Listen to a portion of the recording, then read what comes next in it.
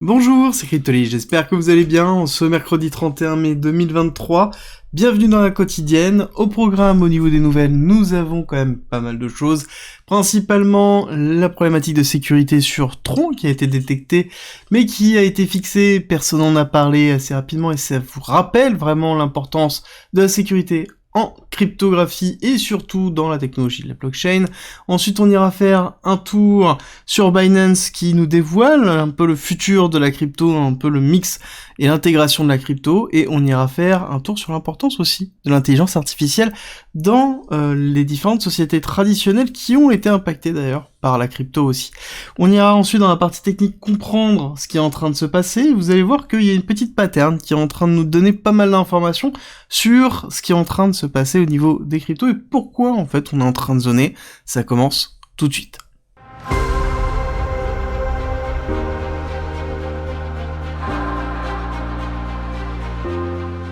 On attaque avec Tron dans lequel nous avons eu des informations comme quoi il y a une faille qui a été réglée en mars, donc qui était une faille sur leur multisignature, donc qui est globalement leur outil, leur capacité de pouvoir faire une transaction et que cette transaction soit validée par plusieurs personnes. Il y avait une faille de sécurité qui entraînait quand même, qui pouvait entraîner jusqu'à 500 millions de dollars de pertes pour un des très gros réseaux utilisés dans les transactions. Donc ça nous rappelle à quel point il faut faire attention, que ce soit dans la blockchain où on se trouve et dans l'utilisation que l'on a, parce que ça peut être toujours excessivement dangereux. Ensuite, nous avons Binance qui est en train de réfléchir à comment interfacer les banques classiques, notamment dans le dépôt de collatéral pour le trading, ne plus laisser justement leur crypto dans un échange centralisé ou dans un wallet cryptographique, mais bien les laisser dans une banque. On aura plus d'informations bientôt, mais ils sont en train de travailler sur ça, et on est vraiment dans une fusion entre le monde cryptographique et du coup le domaine bancaire, chose qu'on s'en doutait, et on pensait plus, et en tout cas moi personnellement, que Binance était plus en train d'essayer d'avoir une licence bancaire, mais a priori ça risque d'être relativement compliqué. Ceux qui ont eu la licence bancaire il y a peu, c'est Phantom, le protocole en lui-même. Ensuite, nous avons une très bonne nouvelle pour le minage en général et toujours l'adhésion au niveau des cryptos, dans le sens où nous avons Tether, le plus gros émetteur de stablecoins, ceux qui émettent USDT, qui avaient déjà par défaut défini qu'ils achetaient du BTC continuellement avec 15% de leurs bénéfices. Maintenant, ils sont en train d'investir dans le minage du BTC, notamment en Uruguay, donc je pense qu'on aura aussi pas mal d'informations dessus. Alors le fait de voir un géant comme ça aller dans la notion de minage, on va voir jusqu'où ils vont aller dans le minage, mais je pense qu'il va falloir faire très attention aussi à la notion de centralisation propre aux mineurs.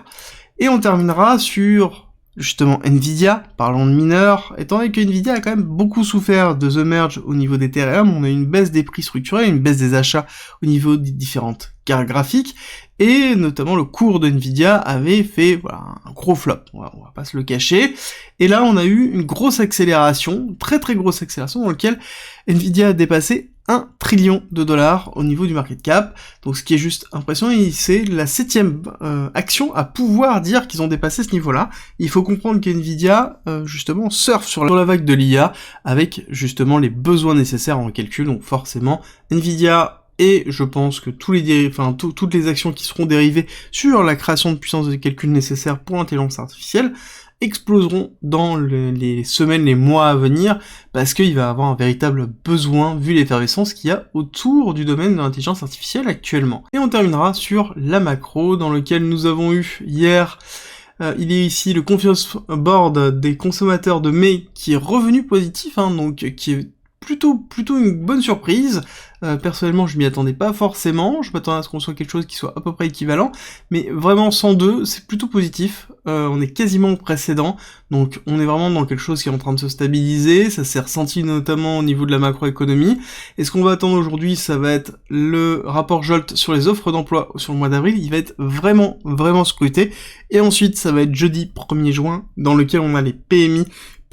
c'est sûr, on va avoir de la volatilité, et ce serait bien qu'on ait de la volatilité, parce que actuellement le BTC est relativement bas au niveau de la volatilité, on va pas se cacher qu'on est revenu dans des niveaux historiques d'octobre 2020, d'accord, donc on est vraiment pareil, dans cette même schématique. C'est très intéressant de voir d'ailleurs qu'on a juillet-juin 2020, donc avec la cassure baissière très forte, donc qui représente ici en février 2023, janvier 2023, décembre exactement 2023, et puis après l'accélération sur le début d'année 2023, et là on est dans une forme de retest ici, chose qu'on avait aussi identique dans la période de septembre 2021, et d'ailleurs on ira le voir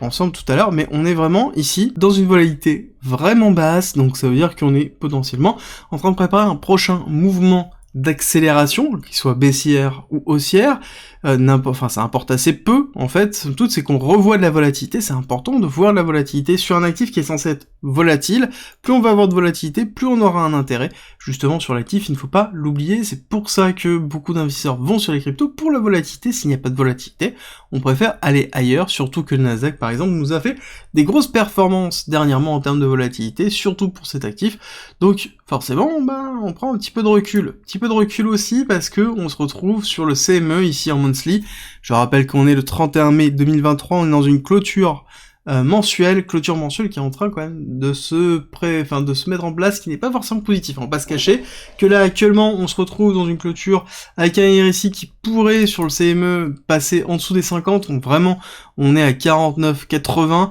il faudrait qu'on repasse et qu'on clôture au-dessus des 50 pour vraiment être dans une zone de retracement classique et se dire qu'on pourrait ensuite restructurer à la hausse assez facilement. Si on clôture en dessous, ça va être beaucoup plus compliqué, ça veut dire que le momentum est en train de s'affaisser. Après, on va prendre un petit peu de recul justement et voir que le momentum est vraiment en train de repartir sur une case haussière, en tout cas sur une partie haussière, pour repartir à la hausse. Donc bon, personnellement je m'en fais pas trop, même si on est tendance à descendre, j'aimerais quand même qu'on soit au-dessus pour clôturer, et qu'on ait un mois peut-être de juin qui soit plus agressif en termes de chute, dans le sens où on irait chercher des liquidités plus basses au mois de juin pour clôturer encore une fois plus haut, pour laisser ce momentum toujours au-dessus de 50, ce qui est un petit peu ce que l'on souhaiterait. Alors on va juste reprendre au niveau de la volatilité, chose qu'on s'était dit tout à l'heure. Donc nous avons ici le parallélisme avec juillet 2020 et nous avons octobre 2020. C'est très intéressant de le faire, je l'ai pas préparé donc on va pouvoir regarder tout de suite. Donc on a dit octobre 2020, on est on va se retrouver ici. Octobre 2020, donc qui est sur cette bougie ici, donc cette bougie de préparation là avec septembre-octobre. On va regarder si on s'est pas trompé, mais je pense que c'est ça. Hop, nous sommes ici juin, donc juillet, on est en juillet et on était en octobre. Hop, on repasse sur le bon, on va chercher juillet ici et octobre ici, donc qui est bien une phase d'accélération, phase de transition, phase d'accélération, phase de transition. Bon, en l'occurrence, là-dessus, il n'y a pas forcément de grosse pattern de fractalité, on n'oublie pas que ce n'est pas parce que c'est passé comme ça dans le passé que ça se passera ici. L'important à noter, c'est qu'on est en train de clôturer un mois négatif après 4 mois de hausse sur l'année 2023, et c'est même le premier mois négatif, dans le sens où nous avons ici une respiration du marché, ce qui est en même temps logique et normal.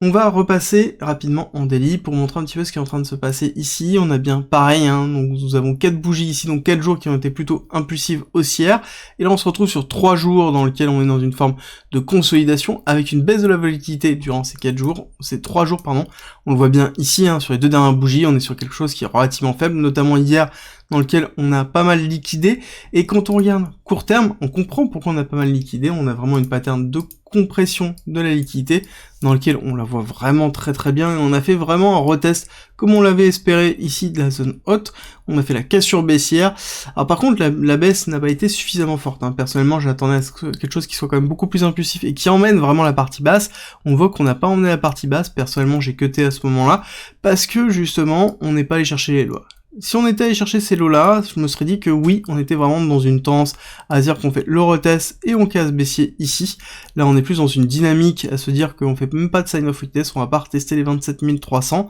Donc ça veut dire que là, on est vraiment dans une compression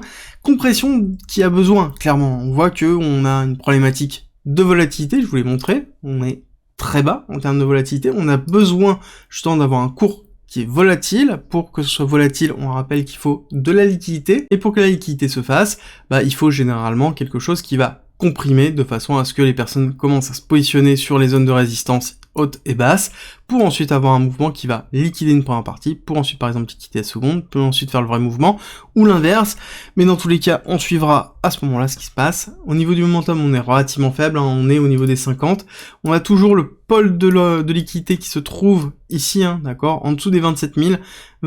jusqu'à 26 800, 26 500 à peu près. Donc là, on a pas mal de liquidité avec un order block qu'on aimerait bien retester. On va peut-être ouvrir un petit peu plus l'order block pour aller chercher juste le top de cette bougie-là qui correspondrait justement à l'entrée de liquidité à quasiment 27 000, dans lequel on pourrait avoir justement cette bougie qui va chercher pour ensuite restructurer là aussi. On a une volonté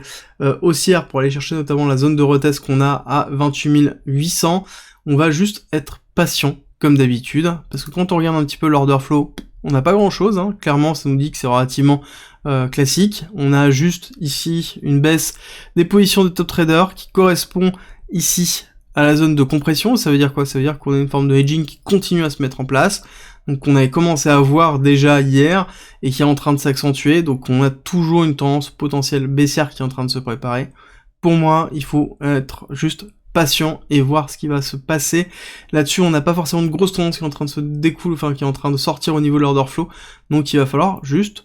prendre un petit peu de recul, surtout qu'on va avoir des nouvelles qui vont arriver côté macro sur le 1er juin, beaucoup de choses attendent aussi sur le 1er juin, avec notamment l'arrivée des particuliers de Hong Kong sur le marché. Est-ce qu'on va avoir un marché asiatique justement dans la nuit du 1er juin, voire dans la nuit du 2 juin? Est-ce qu'on va avoir quelque chose qui va être relativement impulsif? Ça pourrait être aussi un élément déterminant, ou est-ce qu'on va avoir quelque chose qui va être macroéconomique US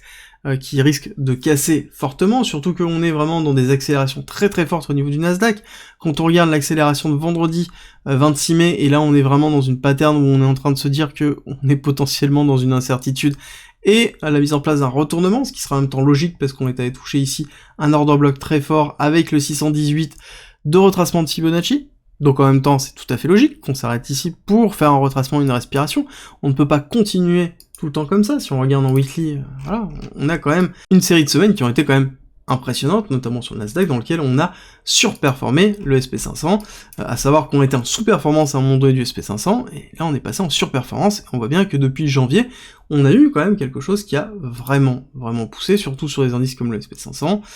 comme le Nasdaq, pardon, on a fait 36%, et à savoir que sur ces 36%, et qu'on regarde notamment le dernier mois de mai, on a fait 12% sur le Nasdaq, donc c'est tout à fait normal que on ait un désintérêt des cryptos, surtout qu'on a des rendements qui sont plus importants sur les bonds et les trésors américains à l'heure actuelle, et on a des bonnes performances sur les indices classiques, donc c'est logique, il n'y a pas un gros intérêt à venir investir sur quelque chose qui est à risque, comme le BTC, ou les cryptos sur les investisseurs classiques.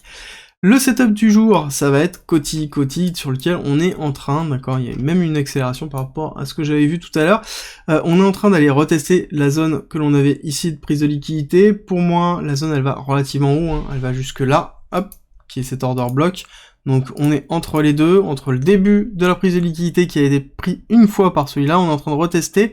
On a pris la liquidité juste de cette zone-là, pour moi on est en train de retravailler cet order block pour faire une continuité baissière, parce que Coty, déjà, historiquement, se porte pas forcément très bien. On a fait une continuité baissière ici avec une prise de liquidité, donc on pourrait avoir aussi un SC, ST, STB. Pour moi ici on serait plus sur une continuité pour avoir un spring, pour ensuite repartir potentiellement à la hausse, mais on est dans une continuité baissière, dans lequel ici on fait une pattern haussière, on retrace, on a bien des lots, un lot pour faire une continuité baissière, aller chercher ici cette petite liquidité qui se trouve dans les 0,0629 pour ensuite potentiellement faire le spring et repartir à la hausse. Donc pour moi, j'encadrerais potentiellement un short ici en fonction de la distribution que j'aurai